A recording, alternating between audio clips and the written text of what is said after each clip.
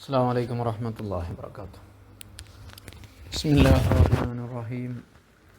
الحمد لله رب العالمين، والصلاة والسلام على أشرف المخلوقين وعلى آله وصحبه أجمعين، أما بعد. اللهم اغفر لنا وارحمنا ولوالدينا ولجميع المؤمنين والمؤمنات. പ്രിയപ്പെട്ട വിദ്യാർത്ഥികളെ, ഈല ലിഹാർ എന്ന് പറയുന്ന രണ്ട് പാഠങ്ങളാണ്. ആല യൂലി ഈല. ആല എന്ന് പറഞ്ഞാൽ സത്യം ചെയ്തു എന്നാണ്. ഇവിടെ ഈല എന്ന് പറഞ്ഞാൽ വിവാഹത്തിലുള്ള സത്യം എന്നോട് ഉദ്ദേശിക്കുന്നത് പടച്ചോനെ പിടിച്ചിട്ട് അല്ലെങ്കിൽ മറ്റെന്തെങ്കിലും ശപഥം ചെയ്യുക, എന്ത് ഭാര്യയുമായിട്ട് ഞാനിഞ്ഞ് സംഭോഗത്തിൽ ഏർപ്പെടുകയില്ല വല്ലാഹി, അല്ലെങ്കിൽ 4 മാസത്തിലധികം, എനിക്ക് തീരെ ബന്ധപ്പെടില്ല എന്ന് പറയാം, അല്ലെങ്കിൽ 4 മാസത്തിൽ അധികം. ഇതിനാണ് ഈല എന്ന് പറയാം. ഇതെന്തിനാ അപ്പോൾ ഇവിടെ കൊണ്ടുവന്നത്? അത് ത്വലാഖായിരുന്നു ഇസ്ലാമിന് മുമ്പ്. ഇങ്ങനെ സത്യം ചെയ്താൽ ത്വലാഖായിരുന്നു. ഇസ്ലാം എന്ത് ചെയ്തു? പെണ്ണുങ്ങൾക്കുള്ള ബുദ്ധിമുട്ടിക്കലാണല്ലോ അത്, സ്ത്രീകളെ ബുദ്ധിമുട്ടിക്കലാണല്ലോ അത്. അപ്പോൾ ഒരു പരിധി വെച്ചു. ഇങ്ങനെ ഒരാൾ സത്യം ചെയ്താൽ 4 മാസത്തിലധികം അയാൾക്ക് മുന്നോട്ട് പോകാൻ കഴിയില്ല. മാക്സിമം 4 മാസം. 4 മാസം കഴിഞ്ഞാൽ ഒന്നിരിക്കും അയാൾ വത്ത് ചെയ്യണം, അല്ലെങ്കിൽ തലാക്കല്ലണം. അല്ലാതെ പെണ്ണിനെ അങ്ങനെ കെട്ടിയിട്ട് ഇടങ്ങറാക്കാൻ പറ്റില്ല. വത്ത് ചെയ്യൂല എന്ന് പറയാം, അങ്ങോട്ട് തലാക്കും ചെല്ലൂല എന്നാണ് നടക്കൂലല്ലോ. അയാൾ തലാക്കില്ലെങ്കിൽ ആദ്യം അങ്ങ് തലാക്കല്ലോ. അയാൾ വത്ത് ചെയ്യുകയാണെങ്കിലോ സത്യം ലംഘിച്ചു, യമീന് ലംഘിച്ചു. അപ്പോൾ അതിനയാൾ കഫാർത്ത് കൊടുക്കണം, അടിമനെ മോചിപ്പിക്കണം. ഇതാണ് അൽ ഈലാഉ ഹൽഫു സൗജിൻ. ഒരു ഭർത്താവ് സത്യം ചെയ്യുക. എങ്ങനത്തെ ഭർത്താവ്? യതസബ്ബർ വത്തുഹു, വത്ത് ചെയ്യാൻ സാധിക്കുമെന്ന് നമുക്ക് മനസ്സിലാക്കാവുന്ന, ചെറിയ കുട്ടി ഒന്നുമല്ല, ഇതിനൊക്കെ സാധിക്കുന്ന ആൾ തന്നെയാണ്. വത്ത് ചെയ്യാൻ സാധിക്കുമെന്ന, വത്ത് തസ്വറാക്കാൻ പറ്റുന്ന, നമുക്ക് ഗ്രഹിക്കാൻ പറ്റുന്ന ഒരു ഭർത്താവ് സത്യം ചെയ്യുക. ഹലഫ എന്ന് പറഞ്ഞാൽ സത്യം ചെയ്തു. എന്ത് സത്യം ചെയ്യാനായി? അലംതിനാ ഇഹി മിൻ വത്ഇൻ, അയാൾ വത്ത് ചെയ്യില്ലെന്ന്. അലംതിനാ ഇഹി മിൻ വത്ഇ സൗജതിഹി, അയാളുടെ ഭാര്യയെ വത്ത് ചെയ്യില്ലെന്ന്. ഇംതന എന്ന് പറഞ്ഞാൽ വിസമ്മതിക്കുക, വത്ത് ചെയ്യില്ലെന്ന്. മുത്തലഖൻ, ഒരു കാലത്തും. അല്ലെങ്കിൽ ഫൗഖ 4 അശ്വരി, 4 മാസത്തിൻ്റെ മുകളിൽ. ഒരു 5 ദിവസമോ 10 ദിവസമോ 3 മാസമോ ഒന്നും സത്യം ചെയ്തതിൽ നമുക്ക് കുഴപ്പമില്ല കേട്ടോ.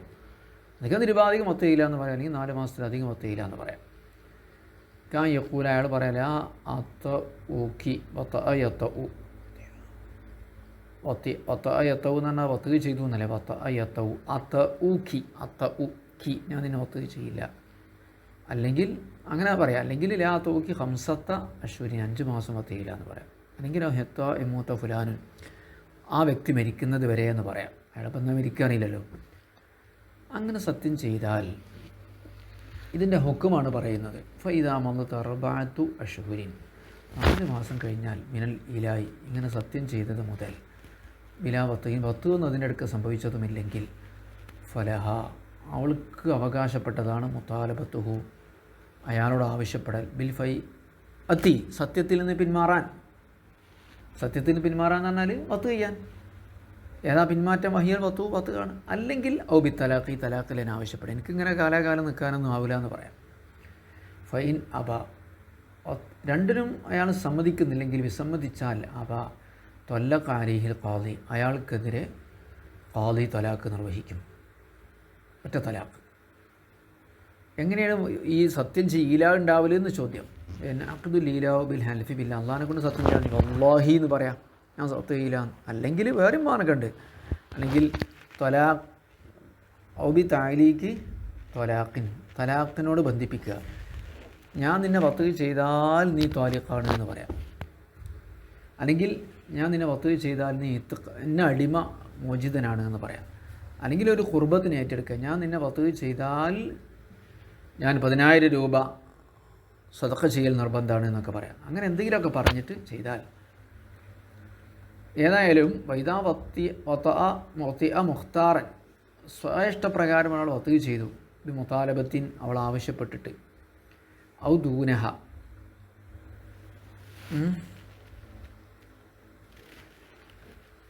അല്ലെങ്കിൽ ആവശ്യപ്പെടാതെയോ ആവശ്യപ്പെട്ടിട്ടോ വത്ത് ചെയ്താൽ ലസിമത്തുഹു കഫാറത്തുൻ, കഫാറത്ത് യമീൻ, സത്യം പഴപ്പിച്ചതിൻ്റെ കഫാറത്ത് അയാൾ കൊടുക്കണം. ഇൻ ഹലഫ ബില്ല, അള്ളാഹിനെ കൊണ്ട് സത്യം ചെയ്തെങ്കിൽ, ബാക്കിയുള്ളതിന് അത് വേണ്ട, അള്ളാഹിനെ കൊണ്ടാണ് സത്യം ചെയ്തതെങ്കിൽ സത്യം പേപ്പിച്ചതിൻ്റെ പ്രാക്ഷ്യത്ത് നൽകണം. 10 മിസ്കീന്മാർക്ക് 3 നോമ്പ് വിളിക്കുക, അല്ലെങ്കിൽ 10 മിസ്കീന്മാർക്ക് ഭക്ഷണം കൊടുക്കുക, അല്ലെങ്കിൽ 10 മിസ്കീന്മാർക്ക് എന്ത് ചെയ്യുക, വസ്ത്രം കൊടുക്കുക. അങ്ങനെ ഖുർആനിലുണ്ടല്ലോ അല്ലേ, ഇതിന് കൃത്യമായിട്ട് എന്ത് ചെയ്യുന്നു നോക്കണം. ഇത് പറയുന്നുണ്ട് മറ്റേ സ്ഥലത്ത്, മുജാദല സൂറത്തിലുണ്ടല്ലോ അല്ലേ. ഇനി ലിഹാർ, ഇതും ഇസ്ലാമിന് മുമ്പ് തലാഖിൻ്റെ ഒരു ഭാര്യയായിരുന്നു. നീ എൻ്റെ ഉമ്മാൻ്റെ മാതിരിയാണ് എന്ന് പറയാം. തലാഖിൻ്റെ ഉമ്മാൻ്റെ മാതിരിയായി കഴിഞ്ഞാൽ അവന് ഭാര്യ ആവില്ലല്ലോ.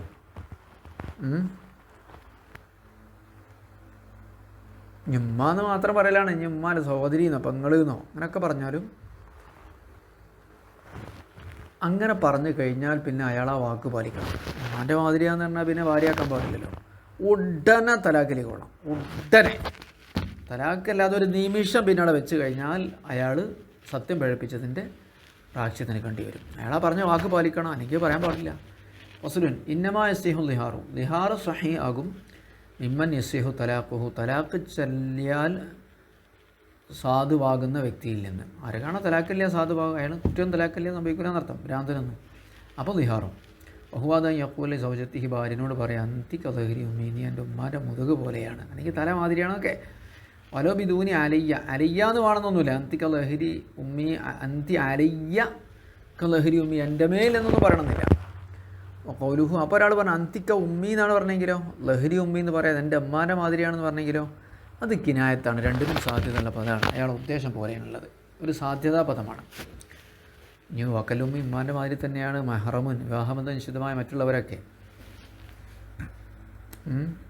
എങ്ങനത്തെ ലം എത്ര തഹരീമുഹ,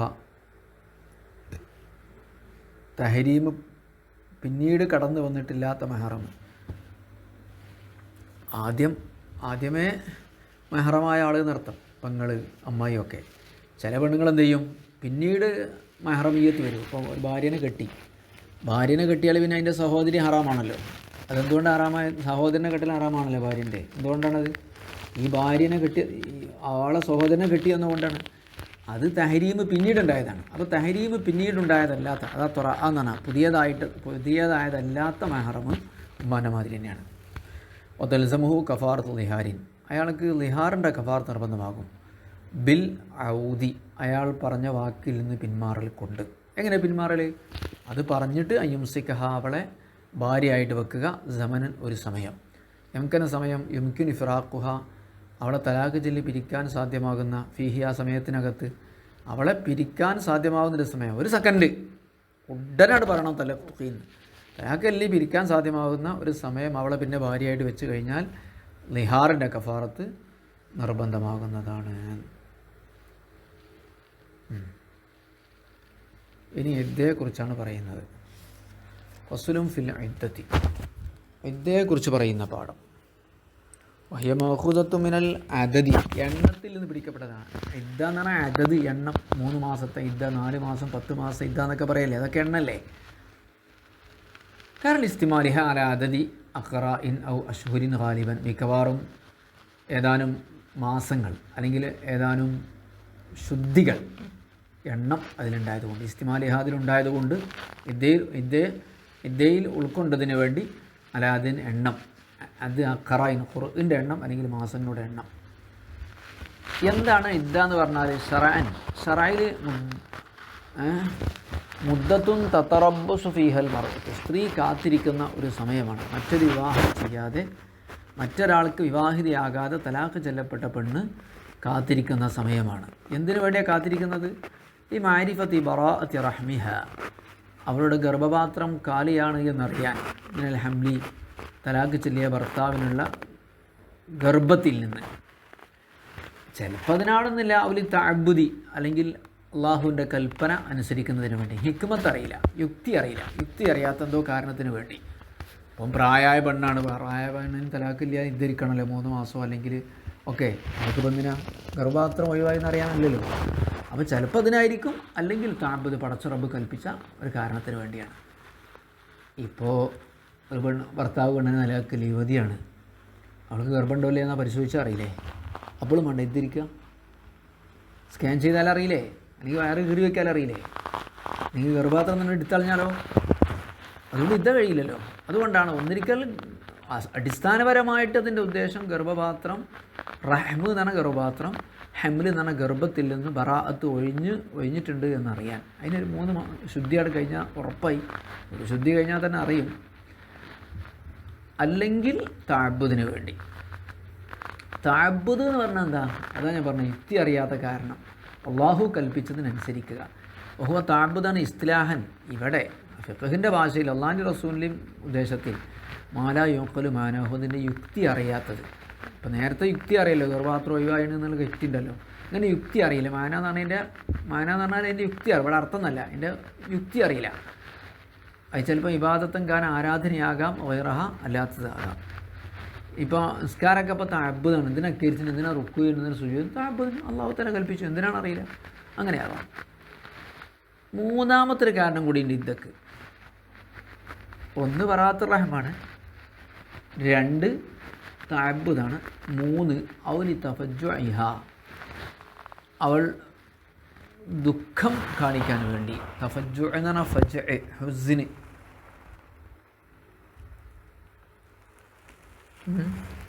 അലാ സൗജിൻ മാത്ത, മരണപ്പെട്ട ഭർത്താവിൻ്റെ പേരിൽ വേദന പ്രകടിപ്പിക്കാനുണ്ട്. ഫജ്അ് എന്ന് പറഞ്ഞാൽ സങ്കടം.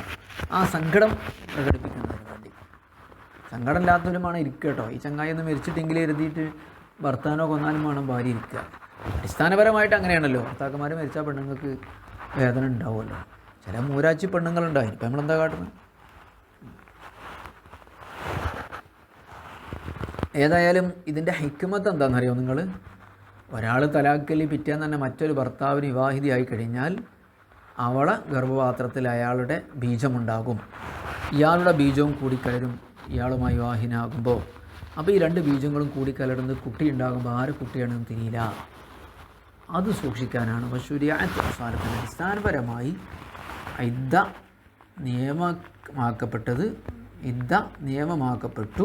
ശരീഅത്ത് സൗനൻ ലിന്നസബി, കുടുംബത്തെ സംരക്ഷിക്കാൻ വേണ്ടി, പിതൃത്വത്തെ സംരക്ഷിക്കാൻ വേണ്ടി. അതിൽ ഇഖ്തിലാത്തി, കൂടിക്കലരുന്നതിൽ നിന്ന് പിതൃത്വത്തെ സംരക്ഷിക്കുന്ന നസബ്. എല്ലാ സ്ത്രീകൾക്കും ഇത് നിർബന്ധമാണോന്നോ? ഇല്ലല്ലോ. ഒരു പെണ്ണ് വിവാഹം കഴിഞ്ഞ് നിക്കാഹ് കഴിഞ്ഞ് അവർ വീട്ടിൽ കൂടിയിട്ടൊന്നുമില്ല, ഇത് വേണ്ടല്ലോ. അപ്പോൾ എല്ലാവർക്കും വേണ്ട.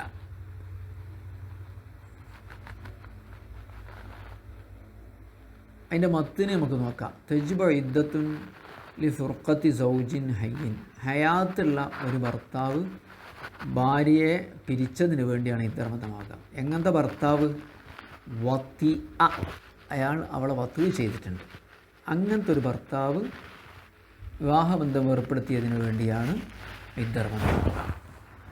ഇദ്ദ നിർബന്ധമാണ്. വൈൻ തുയുക്കിന ബറാഅത്തു റഹ്മിൻ, ഗർഭപാത്രത്തിൽ ബീജമില്ല എന്ന് ഉറപ്പുണ്ടെങ്കിൽ പോലും, ബറാഅത്ത് കാലിയാണെന്ന് ഉറപ്പുണ്ടെങ്കിൽ പോലും, ചെറിയ പെൺകുട്ടിയാണെങ്കിൽ അങ്ങനെയാണെങ്കിൽ ഭർത്താവ് ചെറിയ ആൺകുട്ടിയാണ്, അങ്ങനെയൊക്കെ ആകുമ്പോൾ അപ്പോൾ ഇദ്ദ നിർബന്ധമാക്കുക. ഒന്നാമത്തെ കാരണം ഹയാത്തുള്ള ഭർത്താവ് ഭാര്യയെ വത്ത് ചെയ്ത ഭർത്താവ് ഭാര്യയെ പിരിച്ചതിന് വേണ്ടി. 2 ഓലി വത്ത് ഈ ശുഭഹത്തിന്, ശുഭയുടെ വത്തുവിന് വേണ്ടി. ഭാര്യയാണെന്ന് കരുതിയിട്ട് ഒരു പെണ്ണിന് എന്ത് ചെയ്തു? ഒരാളെ വത്ത് ചെയ്തു. അയാളെ ഭാര്യ ആയിരുന്നില്ല, വേറെ ആളെ ഭാര്യയായിരുന്നു. ആ പെണ്ണ് ഇദ്ദിരിക്കണം, എന്നിട്ട് ഞാൻ ഭർത്താവുമായിട്ട് അവൾക്ക് ബന്ധപ്പെടാൻ പറ്റുള്ളൂ. ആയിട്ട് അഭയാർത്ഥി ക്യാമ്പാണ്, അല്ലെങ്കിൽ ആകെ വെപ്രാളാണ്, ലൈറ്റും കാര്യങ്ങളൊന്നുമില്ല. അപ്പം ഭാര്യയാണെന്ന് കരുതിയിട്ട് എന്താക്കി? ഒരു അന്യ പെണ്ണുമായിട്ട് ബന്ധപ്പെട്ടു. അവൾ വേറെ ഭർത്താവുള്ള പെണ്ണാവാം, ഭർത്താവില്ലാത്ത പെണ്ണാവാം. എന്തായാലും ഇയാളുടെ ബീജത്തിൽ നിന്ന് ഉണ്ടാകുന്ന കുട്ടി ഇയാളതാണ്. അത് ഹറാമായി എന്ന് പറയുന്നത് കാരണം ശുഭഹാണല്ലോ, സംശയകരമായ വത്താണ്. അപ്പോൾ അവിടെ ഇദ്ദ കഴിയുന്നവരെ അവൾ കാത്തുക്കണം. ശുഭഹൻ്റെ വത്ത് എന്ന് പറഞ്ഞാൽ അത് വ്യഭിചാരമായിരിക്കില്ല. വ്യഭിചാരമാകുമ്പോൾ ശിക്ഷ ഉണ്ടാകും. ഇനി എങ്ങനെയാണ് ഇദ്ദ ഇരിക്കേണ്ടത് എന്നാണ് അടുത്ത മത്തിന്. ബി സലാസത്ത് ഖുർആൻ ഹയലുള്ള അലാ ഹുറത്തിൻ തഹീദ്, ഹയലുള്ള സ്വതന്ത്ര സ്ത്രീ 3 ശുദ്ധി കൊണ്ടാണ് ഇരിക്കേണ്ടത്. തലാഖ് ചെല്ലിയതിന് ശേഷം 3 ശുദ്ധി കഴിയണം. അപ്പോൾ അതിനിടയ്ക്കുള്ള ഹയലും കഴിയണം. അലാ ഹുറത്തിൻ തഹീദ്, ഹയലുണ്ടാകുന്ന സ്വതന്ത്ര സ്ത്രീയുടെ മേൽ. അപ്പോൾ ഹയലുണ്ടാവില്ലെങ്കിലോ ബി സലാസത്തി അശ്വരി, 3 മാസം കൊണ്ടാണ് ദീക്ഷ ഇരിക്കേണ്ടത്. ഇല്ലം തഹ്യദ്, അവൾ ഹയൽ ഉണ്ടായിട്ടില്ലാത്തവളാണെങ്കിൽ, തീരെ ഹയൽ ഉണ്ടായിട്ടില്ല ഇതുവരെ, കുട്ടിയാണ് എന്തോ, അവർ 3 മാസം എന്തിരുന്നാൽ തലാക്കല്ലേ അത്. ഇല്ലം തഹ്യദ്, ഇതുവരെ ഹയൽ ഉണ്ടായിട്ടില്ല, അല്ലെങ്കിൽ ഉണ്ടായിട്ടുണ്ട് ഇസത്ത്, ഇനി ഹയൽ ഉണ്ടാകുമെന്ന പ്രതീക്ഷയില്ല. അത്ര വയസ്സായിട്ടുണ്ട്, ഒരു 62 വയസ്സായിട്ടുണ്ട്, ഇനി ഹയൽ ഉണ്ടാകുമെന്ന് പ്രതീക്ഷയില്ല. ഇസത്ത്, അവൾ ഹയലിൽ പ്രതീക്ഷയില്ലാത്തവളാണ്. അങ്ങനത്തെ ഒരു പെണ്ണിനാണ് തലാക്ക് ചെല്ലിയെങ്കിൽ അവൾ 3 മാസമാണ് ഇദ്ധരിക്കേണ്ടത്. ഇവിടെ ഒരു ചോദ്യം, ഹയലുണ്ടാകുന്ന പെണ്ണിനെയാണ് തലാക്ക് ചെല്ലിയത്, 3 ശുദ്ധി കഴിയണ്ടേ? അപ്പോൾ ഒരു ശുദ്ധി കഴിഞ്ഞപ്പോൾ എന്ത് ചെയ്തു? ഹയലങ്ങ് നിന്നു, പിന്നെ ഉണ്ടാകുന്നില്ല. എന്ത് ചെയ്യും? ഒരു മാർഗവുമില്ല, ഹയലുണ്ടാകുന്നവരെ കാത്തിരിക്കുക, അല്ലെങ്കിൽ ഹയലുണ്ടാകുമെന്ന പ്രതീക്ഷ അവസാനിക്കുന്നവരെ കാത്തിരിക്കുക. ശ്രദ്ധിക്കുക, മത്തിന് ശ്രദ്ധിക്കുക.